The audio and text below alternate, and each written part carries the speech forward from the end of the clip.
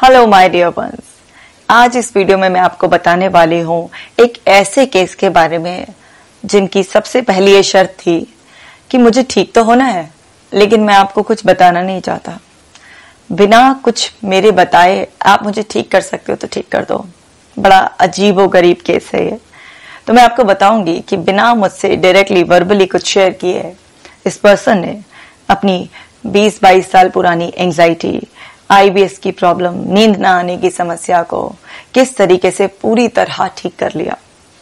इस वीडियो को लास्ट तक पूरे ध्यान से आपको देखना है और समझना है कि ये भी पॉसिबल है कि अगर आप अपने थेरेपिस्ट को कुछ बताना नहीं चाहते, अपने मन के सीक्रेट्स, फिर भी आप ठीक हो सकते हैं। ये केस है एक 46 साल के व्यक्ति का, जिनको 20-22 साल से बहुत ज्यादा एंजाइटी और उनका पेट भी बहुत ज्यादा खराब रहता था। इसकी वजह से नींद भी नहीं आती थी, उनको परेशान रहते थे।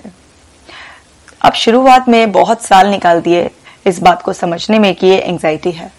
समझने को तैयार ही नहीं, मानने को तैयार ही नहीं। बस ये है कि ये कुछ फिजिकल प्रॉब्लम है, इसमें अटके हुए थे। अब 20-22 साल पहले इतना ज्यादा कुछ ध्यान भी नहीं दिया जाता था इन बातों पर कि ये एंजाइटी है, इसके रूट कॉज ये हो सकते हैं। तो करते करते इतने साल निकल गए उनके। जब सारे टेस्ट रिपोर्ट्स कराते थे, नॉर्मली आते थे और ये था कि बस ये एंजाइटी की वजह से ऐसा हो रहा है।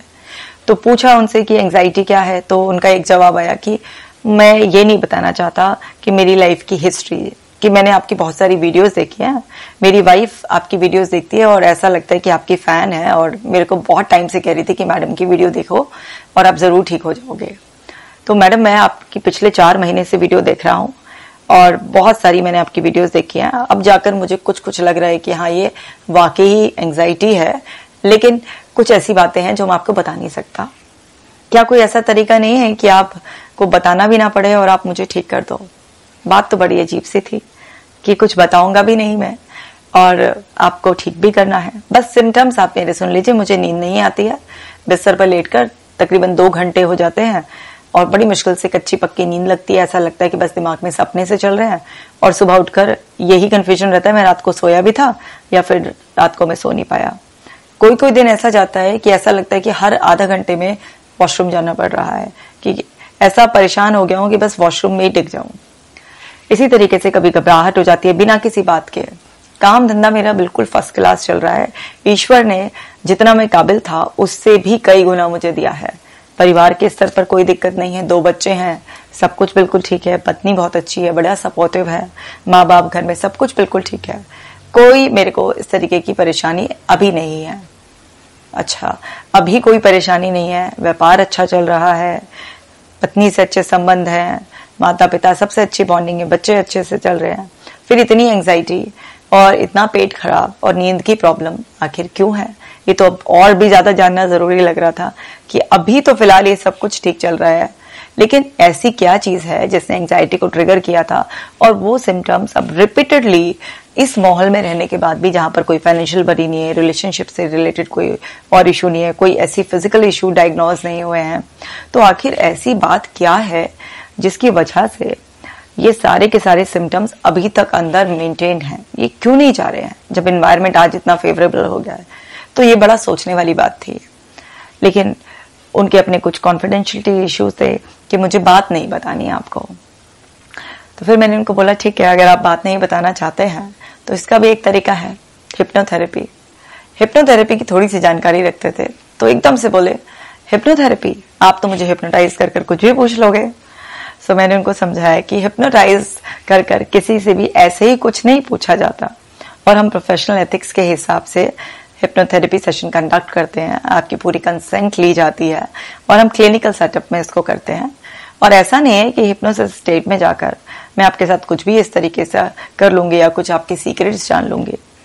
कहा नहीं, हिप्नोथेरेपी से भी मुझे डर लगता है कि ऐसा है कि आप मुझसे पूछ ही लोगे और फिर मैं ना आपके काबू में रहूंगा तो मैं बता ही दूंगा कि क्या क्या वो बात है। तो मैंने कहा इसका मतलब ये है कि कुछ ना कुछ तो बात है, जो बाहर से सब कुछ इतना स्मूथ दिख रहा है आपकी लाइफ में, लेकिन अंदर अंदर कुछ इस तरीके से आपके अंदर चल रहा है जो आप बताना भी नहीं चाहते हैं और आप ये भी समझ चुके हैं कि अच्छा ये बात भी हो सकती है, क्योंकि उन्होंने मेरे कई सारे वीडियोस देखे थे जिसमें चाइल्डहुड से लेकर पूरा जो पर्सन की एज है उस तक मैं हिस्ट्री लेती हूँ।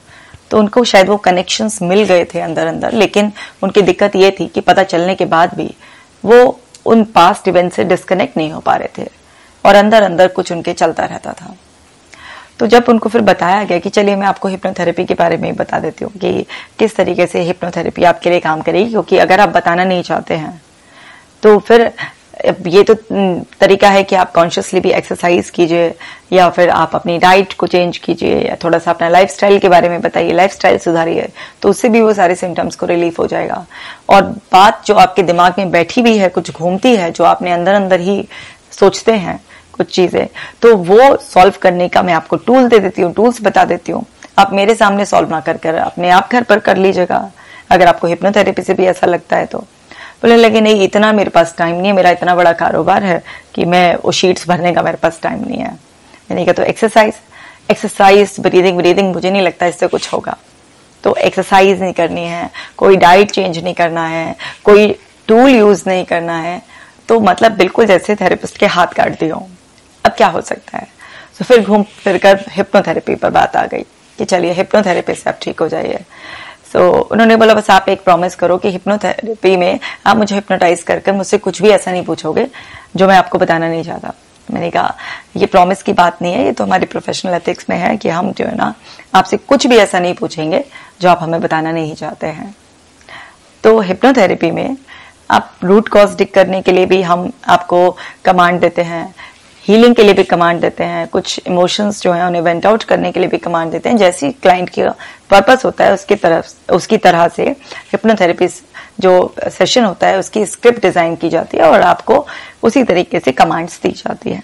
और हिप्नोथेरेपी में भी अलग अलग लोगों को अलग अलग एक्सपीरियंस होते हैं, किसका कितना बिलीफ है इस प्रोसेस पर, कौन कितना सरेंडर करने को तैयार है, किसी के फिजिकल सिम्टम्स की कितनी सीवियरिटी है, उसके हिसाब से हिप्नोसिस स्टेट में भी लोगों को अलग अलग एक्सपीरियंसेस होते हैं।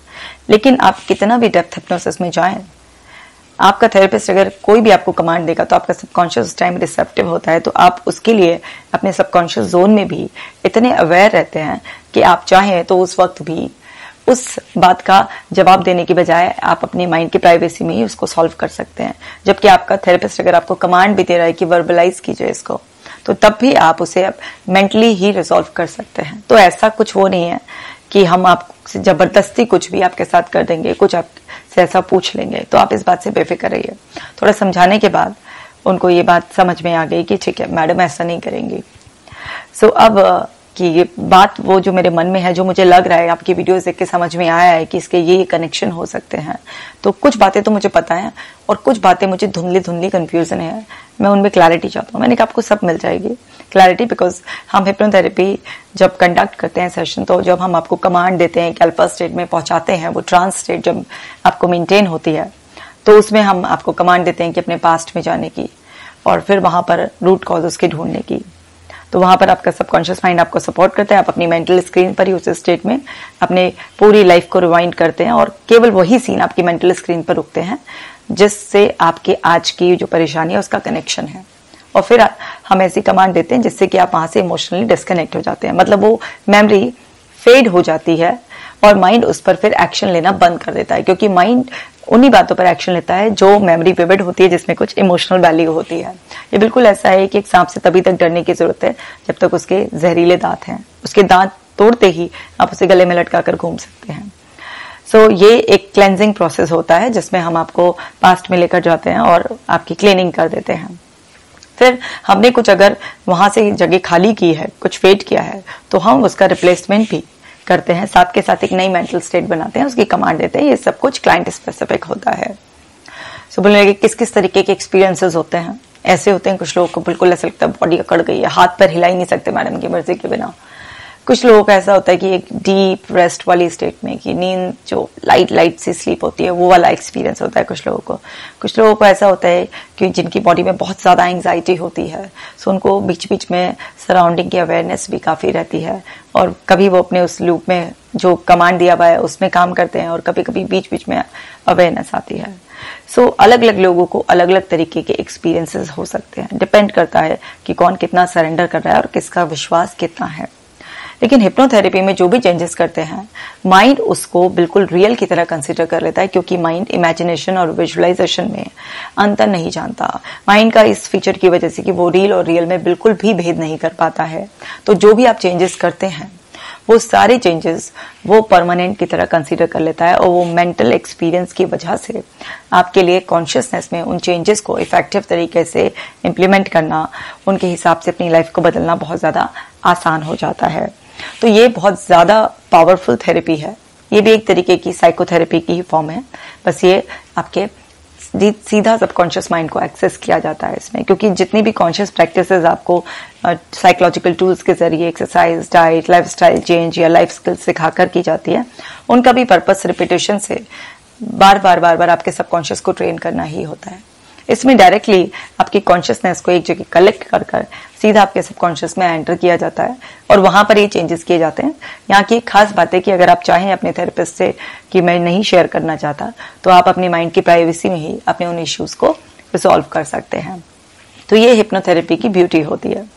सो हिप्नोथेरेपी क्लिनिकल सेटअप में बहुत ज्यादा इफेक्टिव होती है। ऑनलाइन की कुछ लिमिटेशन होती है। अब उनकी जो लोकेशन थी ओवरसीज, वहां से अब ये इशू आया कि अच्छा आप इंडिया में हो, मैं इस कंट्री में हूँ, सो कैसे होगा। तो मैंने कहा देखिए, अगर आप पास में डिग करना चाहते हैं और आपने मुझे बताया भी नहीं है कि क्या वो है, सो online it's very risky. Online नहीं हो सकता ये, क्योंकि ऑनलाइन हिप्नोथेरेपी पॉसिबल है, लेकिन उसकी एक लिमिटेशन है, जिसमें डायरेक्टली हम आपके अंदर कोई सजेशन अफर्मेशन के रूप में फिट करना चाहते हैं, आपको कुछ गाइडेड विजुअलाइजेशन कराना चाहते हैं। जैसे फॉर एग्जांपल किसी को एंगर रिलीज करना हो, अपना कॉन्फिडेंस बढ़ाना हो, अपना किसी भी पर्सन को किसी भी तरीके से अपनी सेल्फ एस्टीम को बूस्ट करना हो, कुछ भी इस तरीके के जो जनरल इश्यूज होते हैं, पॉजिटिव माइंडसेट बनाना हो, इस तरीके के जो इश्यूज होते हैं, या फिर जैसे ओसीडी सफरर्स होते हैं, उनको अपनी मेंटल स्ट्रेंथ बढ़ानी है कि वो ट्रिगर मिलने पर भी अपने पर काबू रह पाए, जितने भी मेंटल एक्सपोजर्स के वो हैं, तो हम हिप्नोथेरेपी की टेक्निक्स यूज कर जैसे लोगों को नींद की समस्या होती है उसकी थेरेपी, ये सब इस तरीके के जो इश्यूज होते हैं उन सबको जो है ना ऑनलाइन पॉसिबल है। सो वो हो सकता है, लेकिन जिसमें आप पास्ट में जा रहे हैं, जैसे कि एज रिग्रेशन हो गया आपका, इनर चाइल्ड हीलिंग हो गया आपका, पास्ट लाइफ रिग्रेशन थेरेपी हो गई, इस तरीके की जो थेरेपीज होती हैं जिसमें आपको बैक में जाकर रूट कॉज भी ढूंढने होते हैं किसी स्पेसिफिक एज में। जैसे कुछ भी इस तरीके का आपके साथ कोई बड़ा इमोशनल ट्रॉमा है, या कोई पर्सन की डेथ हो गई, उसके बाद आप ग्रीविंग स्टेज में हैं, नहीं एक्सेप्ट कर पा रहे हैं, मतलब जिसमें भी हम आपको पास्ट में ट्रैवल कराते हैं और वहां पर आप उस स्टेट में, उस एज में बेसिकली कुछ टाइम तक रुकते हैं, तो ये सब चीजें थोड़ा सा रिस्की होती हैं, क्योंकि इंटरनेट का कुछ भरोसा नहीं है, और इंटरनेट बीच में अगर चला गया या किसी भी तरीके से आपके फोन पे या जो भी डिवाइस है वो डिस्कनेक्ट हो गया किसी भी वजह से, तो वो मतलब एक रिस्की स्टेट हो जाती है कि आप उस स्टेट में, उस मेमोरी में स्टक भी कर सकते हैं। आपके थेरेपिस्ट के सामने होते हैं तो आप थेरेपिस्ट आपको तुरंत संभाल लेता है, मतलब वो 100% सेफ प्रोसेस होता है, बट ऑनलाइन में ही ये रिस्की हो जाता है। और क्लिनिकल सेटअप में 1-to-1 थेरेपिस्ट के साथ ये 100% सेफ होता है, अगर आप किसी क्लिनिकल हिप्नोथेरेपिस्ट से करा रहे हैं तो। सो वहां पर जो है ना, मतलब वो प्रोसेस जो आप चाह रहे हैं बिना मुझे अपना केस शेयर करे, so it seems so risky कि मतलब मुझे नहीं लगता कि वो हमें ऑनलाइन ऐसे करना चाहिए, बिकॉज मेरे लिए मेरी फीस से ज्यादा आप इम्पोर्टेंट है, आपका जीवन ज्यादा इम्पोर्टेंट है। आप मुझ पर इतना भरोसा कर रहे हैं कि बहुत सारे थेरेपिस्ट आपको ऐसे मिल जाएंगे जो ऑनलाइन भी एक बोल देंगे हाँ हो सकता है, बट माफ कीजिएगा मेरे साथ नहीं हो सकता ये, मतलब मैं नहीं करती हूँ इस तरीके से कोई भी काम अनएथिकल जो होता है। सो उनको बात समझ में, मतलब मैं इंडिया आ जाऊंगा, करानी आपसे ही है। सो अच्छा आप इंडिया आने के लिए तैयार हैं, करानी आपसे ही है। सो विश्वास पक्का है, लेकिन मैं बताऊंगा नहीं, वो बात कुछ ऐसी है क्योंकि मैं नहीं चाहता वो बतानी है। तो बस आपसे रिक्वेस्ट है कि आप बस मेरे से उस स्टेट में भी कुछ पूछिएगा मत। मैंने कहा ये मेरा आपसे वादा है कि मैं आपसे कुछ भी नहीं पूछूंगी, आप नहीं बताना चाहते। जब आप ठीक हो जाएं और आपका खुद ही मन हो कभी, तो आप मुझे बता सकते हैं, नहीं तो मैं आपसे बिल्कुल भी नहीं पूछूंगी जब तक आपका केस मेरे पास रहेगा।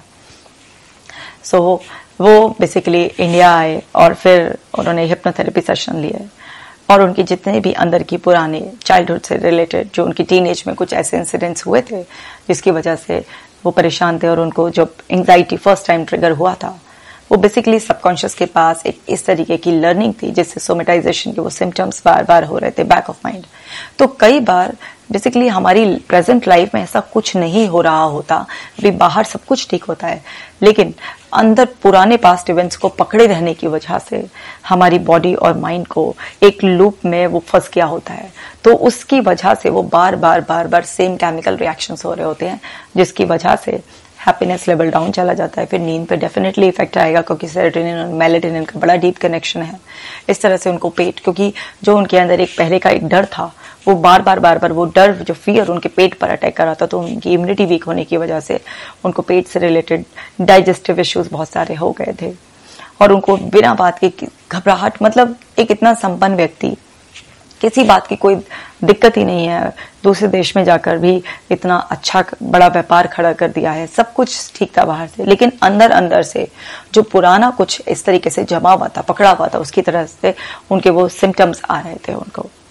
तो कुछ ही हिप्नोथेरेपी सेशंस में जब उनको अपने उन इश्यूज से डिस्कनेक्ट करवा दिया गया और वो मुक्ति मिल गई उनको उस चीज से, तो उनको बहुत ज्यादा रिलीफ मिला। जो उनको एक वॉशरूम की बड़ी अर्ज रहती थी बार बार, और उनको नींद जो डिस्टर्ब थी, वो उनकी सारी थेरेपीज होकर नींद भी बहुत बढ़िया हो गई, पेट के इश्यूज भी खत्म हो गए, और बिना बात की जो घबराहट थी वो बहुत कम होकर बिल्कुल माइल्ड लेवल पर रह गई। और धीरे धीरे फिर मैंने उनको इनकरेज किया कि भाई आप जो है ना एक्सरसाइजेस शुरू कीजिए, बिकॉज अगर आप एक्सरसाइजेस करेंगे तो ये जो माइल्ड सी घबराहट, हल्की सी अभी आपके शरीर पर सिम्टम बचा है, ये भी चला जाएगा। एंड फिर एक्सरसाइज करने के लिए भी तैयार हो गए, क्योंकि उनको समझ में आ गया कि एक्सरसाइज करना भी एक अच्छा वो है प्रोसेस, क्योंकि जब आप अपने थेरेपिस्ट के साथ एक लंबी जर्नी तय करते हो तो धीरे धीरे आपका वो बॉन्ड बनता चला जाता है, और फिर आप शेयर करने में कंफर्टेबल हो जाते हो। और वहां पर एक्सरसाइज भी, फिर वो डाइट भी फॉलो करना, फिर वो साइकोलॉजिकल टूल भी भरना, वो सब प्रोसेस भी स्टार्ट हो गया। और इस तरीके से उन्होंने धीरे धीरे वो एक बॉन्ड महसूस करते हुए अल्टीमेटली मुझे लास्ट में अपने जो इश्यूज थे उनको शेयर भी करा। और बहुत ही जो एक शुरू में एक कॉन्फिडेंशियलिटी का एक इशू उनको जो महसूस हो रहा था, वो लास्ट तक आते आते एक बॉन्ड में कन्वर्ट हो गया, और अभी वो पूरी तरीके से स्वस्थ हो चुके हैं। तो उन्हीं की परमिशन के बाद जो है ना, जहां पर जिस इंसान को कॉन्फिडेंशियलिटी का इशू था कि कहीं ऐसा ना हो मैडम वीडियो में केस बताती हैं तो मेरा भी बता दें, वो जो है ना अब एक ऐसे बॉन्ड में कन्वर्ट हो गया कि मैडम आप हमारी जो है ना फैमिली और फ्रेंड्स की जो ना, आज से आप हमारी एक परमानेंट साइकोलॉजिस्ट बन गई हो कि लाइफ में कोई भी दिक्कत आएगी तो हम आपसे ही कंसल्ट करेंगे। और एक अच्छा बॉन्ड शेयर करते हुए अब ये केस खत्म हो गया है, और उन्हीं की परमिशन से ये मैंने एक्सपीरियंस आपके साथ शेयर किया है। तो इस वीडियो का जो एक मैसेज है वो ये मैसेज है कि अगर कई बार हम शुरुआत में कंफर्टेबल नहीं होते हैं अपने इशू को बताने के लिए, तो हम हिप्नोथेरेपी का भी सहारा ले सकते हैं। उससे आपके थेरेपिस्ट को भी नहीं पता चलता कि आपके अंदर क्या चल रहा था, और फिर अगर आप कंफर्टेबल हो तो बाद में आप शेयर कर सकते हैं। अगर आप नहीं करना चाहते हैं तो आपको अपने इश्यूज से मुक्ति मिल ही जाएगी। और हिप्नोथेरेपी बिल्कुल सेफ प्रोसेस होता है, क्योंकि माइंड के दो अमेजिंग फीचर्स जो हैं वो ये है कि माइंड जो भी चीज स्पेसिफिक आप एक्सप्लेनेशन के साथ उसको इमेजिन करा देते हैं तो वो रियल एक्सपीरियंस की तरह बिल्कुल इसको कंसीडर कर लेता है।